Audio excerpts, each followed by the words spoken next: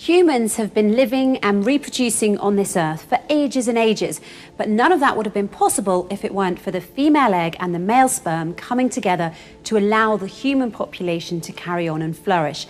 It's a well-known fact that without the female egg and the male sperm coming together, life would be impossible. Only with both will a baby be created. This is the gift of human life, one of the most precious and miraculous gifts bestowed on mankind. But though we've been procreating and reproducing for eons, science has only recently begun to understand this complex process. Think back to the movies that depicted the olden days. A queen is pregnant and gives birth to a baby girl when it is a male heir that is required. Uh-oh. Then she's promptly blamed for the baby's gender by her husband and his family. Well, guess what? According to basic genetics, the king and his family are all fools. If they must blame someone for the gender of their newly arrived bundle of joy and diapers, or nappies if you're British, then it is the king they should blame, as we now know that it is the male sperm that determines the sex of the baby. But this important and interesting question about creation was only answered relatively recently. Who or what determines the gender, sex of a baby? Is it the egg or the sperm? Is it a combination of the two?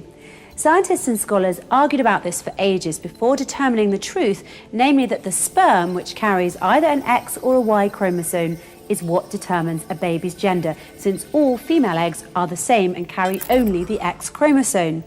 Thus, when a man's sperm carries the X chromosome, you will have XX and a baby girl. But when a man's sperm carries the Y chromosome, you get XY and a baby boy as the result. Of course, today this is common knowledge among the scientific community, but that wasn't always the case, as many a poor old queen will tell you. The first indication that sex chromosomes were distinct from other chromosomes came from experiments conducted by German biologist Hermann Henking in 1891. While using a light microscope to study sperm formation in wasps, Henking noticed that some wasp sperm cells had 12 chromosomes, while others had only 11 chromosomes.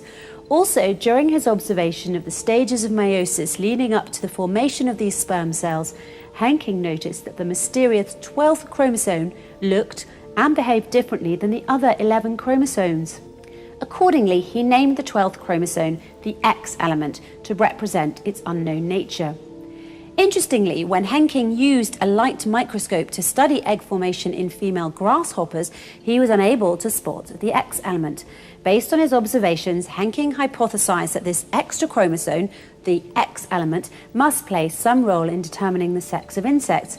However, he was unable to gather any direct evidence to support his hypothesis. More than a decade after Henking's work, in 1905, Nettie Stevens surveyed multiple beetle species and examined the inheritance patterns of their chromosomes. In 1905, while studying the gametes of beetles, Stevens noted an unusual-looking pair of chromosomes that separated to form sperm cells in the male beetles. Based on her comparisons of chromosome appearance in cells from male and female beetles, Stevens proposed that these accessory chromosomes were related to the inheritance of sex or gender. That very same year, 1905, was a big year for genetics.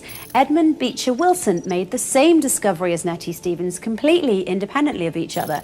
So both Edmund Beecher Wilson and Nettie Stevens are credited with discovering the chromosomal XY sex determination system, the fact that males have XY sex chromosomes and females have XX sex chromosomes.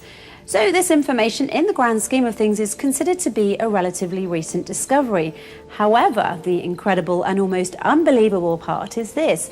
The Holy Quran, 1400 years ago, and with amazing accuracy, stated that the sex of human babies is determined by the sperm. This ancient book not only outlines the specific sequence of events that lead to creation, but it also states with 100% accuracy that the sperm are the sex-determining factor. God says in the Holy Quran, He has created both sexes, male and female, from a watery bit of the semen which has been ejected. The term watery bit of semen in the verse above is referring to the sperm component of semen. Now, there have been some who've said that the ancient Egyptians predicted how the creation process worked even before the Holy Quran was sent down. While this may be true, but most likely is a myth, ancient Egyptian wasn't translated until the last century, while the Holy Quran made its statement 1400 years ago. The Egyptians were using hieroglyphics for 3,400 years until they died out about 1,600 years ago in AD 400, when the Rosetta Stone, an ancient artifact that became the key to understanding Egyptian hieroglyphics, was discovered in 1799. Attempts to decipher it began. But it was only in 1822 that Jean-François Champollion, a French scholar of ancient languages, announced that he had succeeded in reading the hieroglyphics and cracking the Rosetta Stone by using the Greek language as a guide. This very nicely proves that Egyptian hieroglyphics were not deciphered during the 7th century, the century of the Holy Quran.